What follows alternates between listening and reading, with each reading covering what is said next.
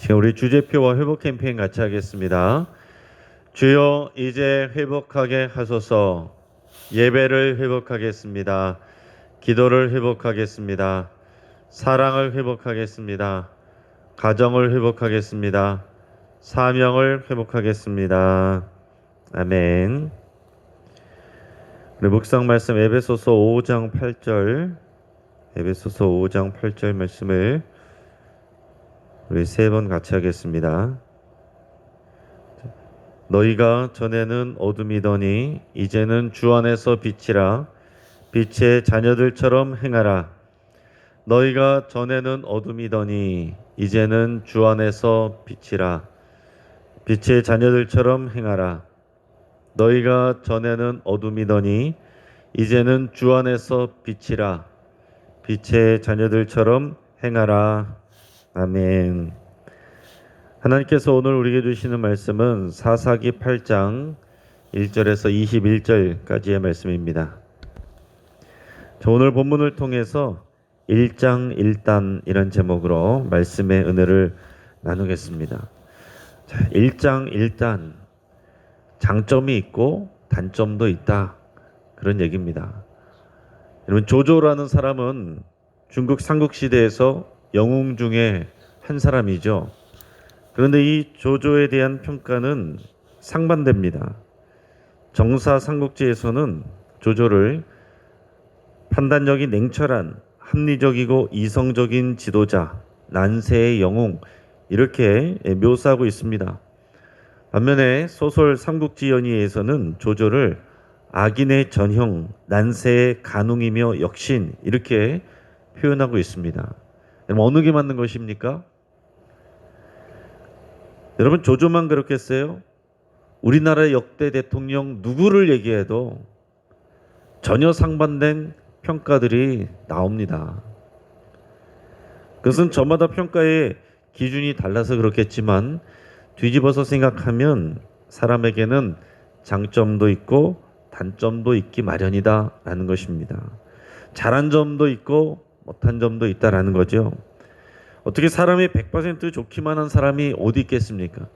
또 반대로 생각하면 다 나쁘기만 하는 사람이 또 어디 있겠어요?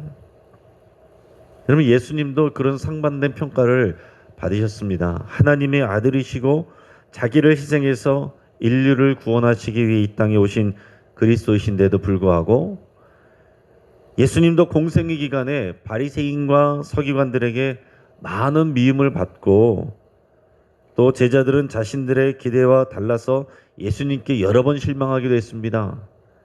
여러분, 우리가 그 당시에 이 예수님에 대해서, 예수님을 싫어하는 사람, 예수님께 실망한 사람, 그런 사람들에게 예수님에 대해서 들었다면 우리가 예수님에 대해 안 좋은 이미지와 그런 생각을 아마 갖게 됐을 겁니다.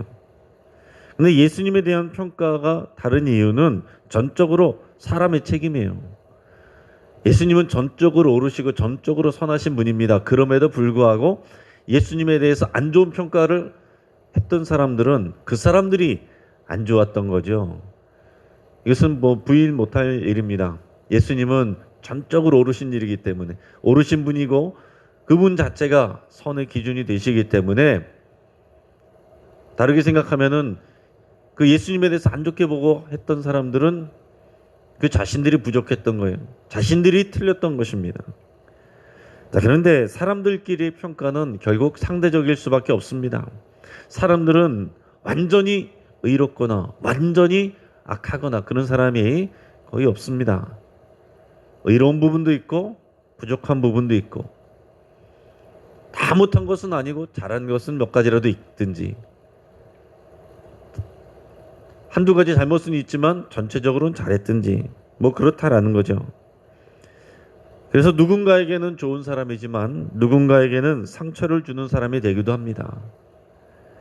우리가 다른 사람을 평가하는 기준이 나에게 있다면 우리는 항상 주관적인 판단을 할 수밖에 없어요. 언제든지 보면 그렇습니다. 누군가에서 통해서 누군가에 대해서 얘기를 들으면 상당히 좋든지 상당히 나쁘든지, 근데 막상 그 사람을 대해보면은 그 사람에게도 상당히 좋은 점들이 있고 또 때로는 부족하고 연약한 부분도 있다라는 얘기입니다. 여러분, 사사 기드온에 대한 기사가 이 사사기 본문에서 상당히 많은 분량을 차지하고 있습니다.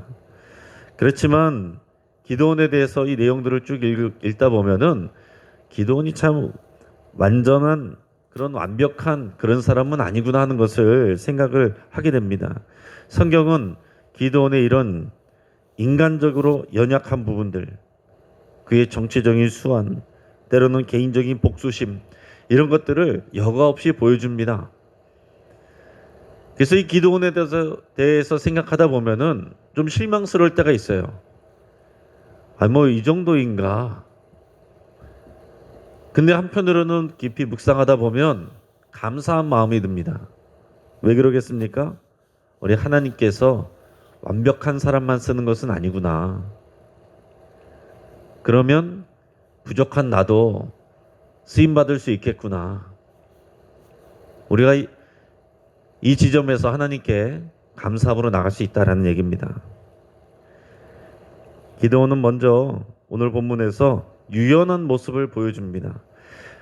유연하다라는 표현은 어떻게 표현하면은 정치적인 수완이 좋다라고도 표현할 수도 있어요. 어떻게 얘기하면은 처세의 달인이다 이렇게 얘기할 수도 있고, 또 좋게 말하면은 겸손하게 말을 잘했다라고 얘기할 수도 있습니다. 오늘 본문 1절에서 3절까지 말씀을 같이 읽어보겠습니다. 에브라임 사람들이 기드온에게 이르되 내가 미디안과 싸우러 갈 때에 우리를 부르지 아니하였으니 우리를 이같이 대접함은 어찌 됨이냐 하고 그와 크게 다투는지라. 기드온이 그들에게 이르되 내가 이제 행한 일이 너희가 한 것에 비교되겠느냐. 에브라임의 그물 포도가 아비에셀의 만물 포도보다 낫지 아니하냐. 하나님이 미디안이 방백 오렉과 세입을 너희 손에 넘겨주셨으니 내가 한 일이 어찌 능히 너희가 한 것에 비교되겠느냐 하니라. 기드온이 이 말을 하매 그때에 그들의 노여움이 풀리니라. 아멘. 자, 지금 에브라임 지파 사람들이 기드온에게 항의를 하면서 아주 불쾌한 감정을 드러내고 있습니다. 지금 여기서 나오는 이런 모습들 보면 지금 싸우자고 덤벼들고 있는 거예요. 왜 그렇습니까? 이번 미디안과의 전쟁 가운데서 자신들을 일찍 불러주지 않았다라는 얘기입니다. 그 앞에서 이 32,000명 모여 있을 때 거기는 에브라임 지파 사람들이 아니라 다른 지파 사람들이 모여 있었습니다. 근데 이 전쟁에서 이기고 이제 패잔병들을 쫓는 과정 가운데서 가까운 에브라임 지파 사람들을 불러서 에브라임 지파 사람들이 이 미디안의 방백 오렉과 세입을 붙잡아서 그들을 처단하고 그들의 목을 기드온에게 가져왔죠. 그들이 공을 세웠습니다. 그랬으면 서로 이제 좋을 수 있는 상황인데, 좋은 것을 보자면 좋을 수 있는 상황인데 에브라임 사람들은 자존심이 상했어요. 왜 우리들을 일찍부터 부르지 않았냐? 이런 얘기는 뭐냐면 자신들이 더 큰 공을 세울 수 있었는데 자신들이 중심이 되지 못했다. 여기에 대한 불만이 있는 것입니다. 여러분, 에브라임 지파는 북쪽의 여러 지파들 중에서 상당히 주도적인 위치를 차지하고 있는 그런 지파입니다. 특히 에브라임과 므낫세는 다 요셉의 형제 자손들이잖아요. 그 에브라임과 므낫세는 그래서 그 원래부터 어떤 보이지 않는 미묘한 자존심 경쟁 이런 게 있습니다. 에브라임 지파, 므낫세 지파가 다 큰 복을 받았어요. 근데 므낫세 지파 같은 경우도 보면 그 받은 기업이 상당히 큽니다. 거의 제일 클 거예요. 그리고 동편에도 므낫세 반지파 있고 이 서편에도 므낫세 반지파가 있는데 둘 다 굉장히 큰 기업의 땅을 받았습니다. 근데 에브라임 지파도 큰 기업을 받았고 이 주도적인 위치를 갖고 있어요. 그래서 이 성경적으로 보면 가면 갈수록 이 북이스라엘의 이 지역에 있는 지파들 중에서 에브라임이 대표가 됩니다. 나중에 이 북이스라엘과 남유다로 나누어졌을 때도 남유다의 대표는 당연히 유다 지파고 북이스라엘 대표는 에브라임이에요. 그만큼 에브라임이 중요한 역할을 하게 되는데 그만큼 이 초기 부분에 있어서도 에브라임이 주도적인 그런 영향력이 있었다라는 거예요. 근데 자신들은 이 전쟁에 있어서 이 주요 전쟁은 뭡니까? 그 13만 5천 명을 칠 때에 그 기드온이 벌였던 그 주요 전쟁, 그게 메인이잖아요. 지금 자신들은 그 메인 전쟁에는 참여하지 못하고 거기서 공을 세우지 못하고 거기서 패하고 남은 사람들 쫓아가서 남은 방백 잡아오는 일에 그때서야 자기들을 불렀다 이거죠. 왜 처음부터 우리를 안 불렀냐? 이거 가지고 지금 따지는 것입니다. 어떻게 보면 그냥 우리가 모르고 언뜻 보면은 에브라함이 굉장히 자신들이 이렇게 열심이구나, 적극적이구나 이렇게 생각할 수 있지만은 지금 에브라임은 이 므낫세, 이 기드온이 므낫세 지파거든요. 여기에 대한 상당히 그런 경쟁심을 드러내고 있는 것입니다. 질투와 시기. 왜 네가 다 공을 가져가냐? 왜 네가 주인공이 되고 나는 이렇게 조연을 맡기냐? 이런 것입니다. 자, 여기에 대해서 기드온이 화를 낼 수도 있어요. 지금 이게 작은 거냐? 뭐 이거 가지고서 그러느냐? 얼마든지 그럴 수 있는데 기드온이 여기서 아주 유연하게 대처를 했습니다. 기드온은 오히려 에브라임의 공적을 지켜 세우면서 자기 자신을 이렇게 낮춰서 말했어요. 뭐라고 얘기했느냐면 지금 내가 행한 일이 너희가 한 것에 비교나 되겠느냐. 에브라임의 끝물포도가 아비에셀의 만물포도보다 낫지 아니하냐. 이렇게 얘기했어요. 끝물포도는 포도 추수를 한 끝에 짜투리 포도 이런 것을 말하는 것이고 만물포도는 추수 기간 내내 수확한 가장 질 좋은 포도들을 말하는 것입니다.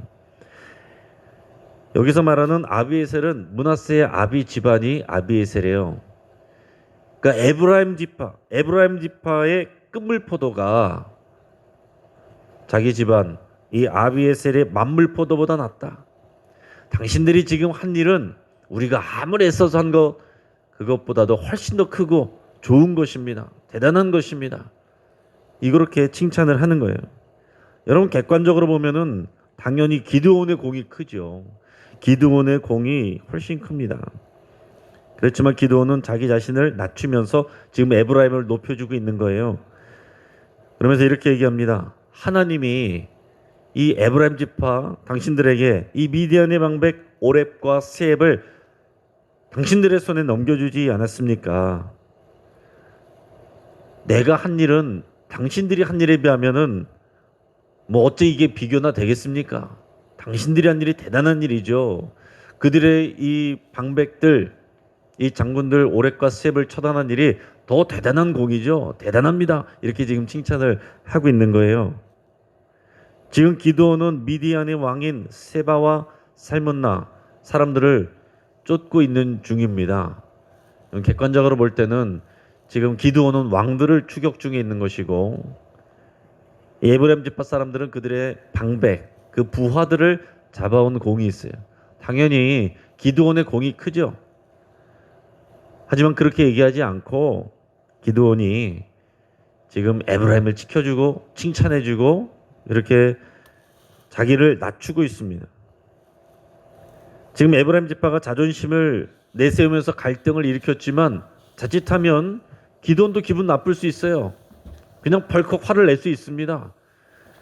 아 그럼 나도 그러면 뭐 할 말이 없느냐 이렇게 나올 수 있지만 기드온이 거기서 에브라임을 지켜 세우고 나는 한 것이 별로 없습니다. 이렇게 겸손하게 얘기를 하니까 그 겸손하고 온유한 태도가 에브라임 지파 사람들의 노여움을 풀게 했습니다. 그렇게까지 나오니까 에브라임이 더 이상 화를 낼 수가 없었던 거죠. 여러분 이것은 어느 공동체에서나 마찬가지입니다. 양쪽 손이 맞부딪혔을 때 소리가 난다라고 그랬어요. 가족들 간에도 보이지 않는 경쟁과 질투가 있습니다. 형제들 간에도 당연히 그렇습니다. 교회에서도 마찬가지입니다. 그러면 상한 자존심 때문에 상대를 공격하는 일들이 생기기도 하고 그럴 때 서로 똑같은 태도를 일관하면 갈등은 커질 수밖에 없습니다. 그래서 개인적인 이 갈등과 관계가 공동체의 분열로 이어지기도 하는 것입니다. 지는 사람이 성숙한 거예요. 이기는 사람이 더 연약한 사람인 것입니다. 낮아지고 겸손하고 져주는 사람이 그 사람이 성숙하고 믿음이 성숙한 사람이에요. 신약 성경에도 보면 누가 누구에게 맞춰줘야 되느냐? 믿음이 큰 자가 작은 자를 봐주고 맞춰줘야 되는 것 아니냐? 사도 바울도 그런 얘기들을 많이 합니다. 기도원의 이런 유연하고 온유하고 또 남을 높이면서 자기 자신을 낮추는 태도가 우리에게 다 필요한 것입니다. 우리 가정 안에서나 우리 교회에서나 우리가 일하는 삶의 자리에서나 우리 이런 태도를 배울 수 있기를 축복합니다. 하지만 기드온은 일관되게 이렇게 온유하고 겸손하고 유연한 태도를 취하지는 않았어요. 그는 상대에 따라서는 개인적인 감정을 드러냈습니다.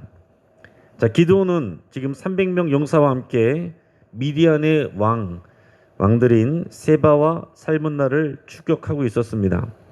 그러다가 이 요단강 근처 이 숫곳이라는 이 성읍에 이르렀습니다. 지금 기드온과 이 300명 용사는 굉장히 피곤해 있어요. 피곤해 있고 배가 고픕니다. 그래서 이 숫곳에 있는 지도자들에게 우리들에게 떡을 좀 달라고 그랬어요. 우리는 지금 미디안의 왕들을 추격하고 있는데 너무 피곤하고 배가 고프니 우리에게 떡을 달라. 좀 밥 좀 달라 그랬어요. 당연히 숫곳에 있는 사람들은 이스라엘 지파 형제들이니까 당연히 그렇게 할 줄 알았죠. 그렇지만은 숫곳의 방백들은 이 기드온 일행들에게 친절하지 않았습니다. 왜 그랬을까요? 계산을 하는 거예요. 자칫 이 사람들을 도와줬다가 자기들이 피해를 볼 수도 있다는 생각을 머리를 굴리고 있는 것입니다. 우리 6절 말씀 읽어보겠습니다. 숫곳의 방백들이 이르되 세바와 살문나의 손이 지금 내 손 안에 있다는 거냐? 어찌 우리가 내 군대에게 떡을 주겠느냐 하는지라. 자, 세바와 살문나의 손이 지금 내 손에 있느냐? 이 얘기는 무슨 얘기냐면 그 당시에 전쟁을 하면 이 진 사람들, 패한 사람들의 손을 잘라서 그것을 치적으로 이제 가지고 다녔습니다. 왜냐하면은 상대를 몇 명을 죽였는지를 그 자른 손의 개수를 통해서 보통 이제 파악을 했다라고 그래요. 그러니까 이 얘기는 너희들이 지금 이 세바와 살문나를 뭐 붙잡은 거냐? 지금 추격하고 있는 중이지 너희들이 꼭 이길지 안 이길지 못 이길지 그것을 어떻게 아느냐? 만약에 우리가 너희들을 도와줬다가 미디안 왕들이 이기면 돌아올 때에 돌아와서 우리들에게 해코지하면은 누가 책임질 거냐? 이 얘기를 하는 것입니다. 이 말에 기드온은 자존심이 상당히 상했습니다. 그러면서 나중에 승리하게 되면 너희들에게 보복할 것이다. 이렇게 다짐을 합니다. 우리 7절 말씀을 읽어보겠습니다. 기드온이 이르되 그러면 여호와께서 세바와 살문나를 내 손에 넘겨주신 후에 내가 들가시와 찔레로 너희 살을 찢으리라 하고 돌아오면 내가 보복할 거다 그런 얘기입니다. 자기의 감정을 드러냈어요. 이어서 브누엘이라는 성읍도 갔는데 여기 나중에 보면 이제 브니엘이라고 부르게 되는 여기입니다. 이 성읍에서도 같은 일이 반복됐습니다. 그랬더니 기드온이 이 브누엘 사람들에게도 화를 내면서 내가 만약에 이기고 돌아오면 너희들의 망대를 다 허물어 버릴 것이다. 그러고 나서 기드온은 추격을 계속했습니다. 그리고 이 세바 살문나를 추격해서 공격했습니다. 그리고 남아있는 미디안의 1만 5천 명의 군사도 다 격파를 했어요. 이제 완전한 승리를 하고서 돌아오는 길에 한 소년을 붙잡았는데 그 소년은 숫곳 성읍의 사람 그런 소년이었어요.